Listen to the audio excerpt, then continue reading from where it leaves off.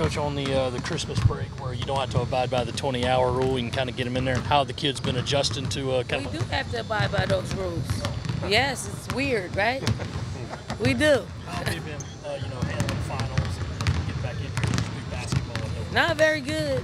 Not very good. It's a hard balance. We got a young team. They just really have a hard time just mentally preparing for just compartmentalizing finals, the work that we need to get done out here on the court. And we're just going to keep fighting them to get it done. Bianca and Lindsay? Bianca won't be playing. We're going, she had a minor setback, out here practicing. Doctors are taking a look at her and see where she is. Lindsay is, continuing to strengthen her knee, but hasn't practiced yet. If Bianca lingers, is it a consideration to maybe redshirt her? I mean, that's a possibility, but we want to just make sure that we give our medical staff, the best, amount of time to see if she can get that knee going. Has there been any update in that waiver for Tate? We're just waiting for the grades to be, finalized, and once that takes place, it's going to go in, hopefully this week. Coach, has there been anything in particular that you guys have focused on over these last 10, 11 days? Just us, just trying to execute offensively, just trying and defending our sideline and our baseline out of bounds. Working on a little zone, working on a little just full court pressure, just shoring up some of the things that we've done well, but want to make sure that we get different looks. Our players understand what we're trying to accomplish. Don, I know you've got your player pool now under your role of USA basketball coach. How have you blended that role into this? Has it been pretty seamless for you? Has it been an easy switch to go back and forth when you need to do some USA stuff?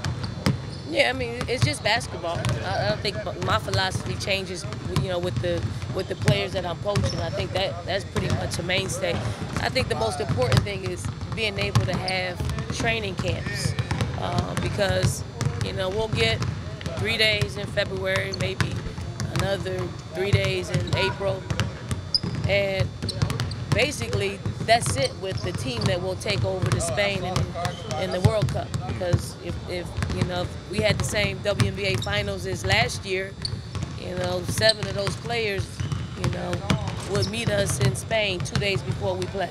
So it's hard. So the more players that we can get in here to train, the better off we're going to be. But I don't have an issue with USA basketball. Right. Don, how does that work when you get a 12-woman roster for Team USA and some of them have got WNBA and other things or might change their mind? Is it pretty fluid right up until the Olympics when you got to go? Yeah, it is. Because, you never know what's going to happen. You never know injuries. You never know if, some people may decide it's best for them not to play. So you got to keep the pool as wide as possible until, you're able to have to make the final, roster decisions. With college players in the original pool that necessarily can't practice in February, how much will they be behind? I mean, besides already being behind some pros.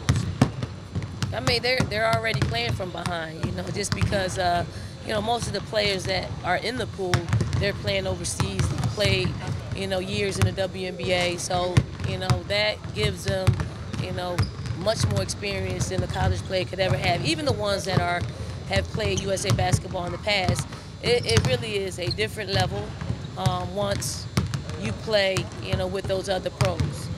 And then I thought Asia did all the college players did a great job in September, but that was made up of mainly younger players. But this pool that's probably coming in February will be a telltale sign. But, the college players will be here.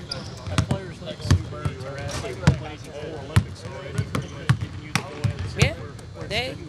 Yeah, they are.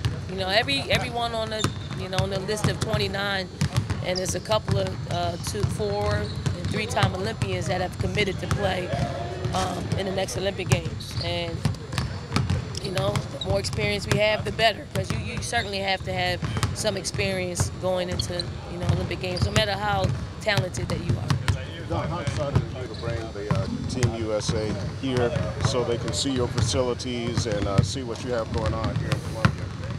It's a pretty exciting time, you know, to assemble what I think our country's best players are in one place, and it be Columbia, it be here on our campus.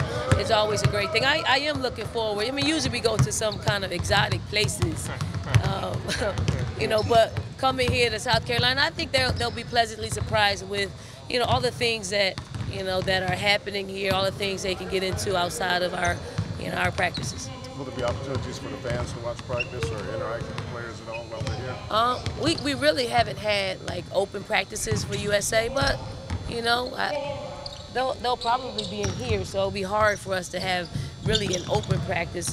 But we'll see if some select, you know, dear friends of the program may be able to get in and watch a little bit.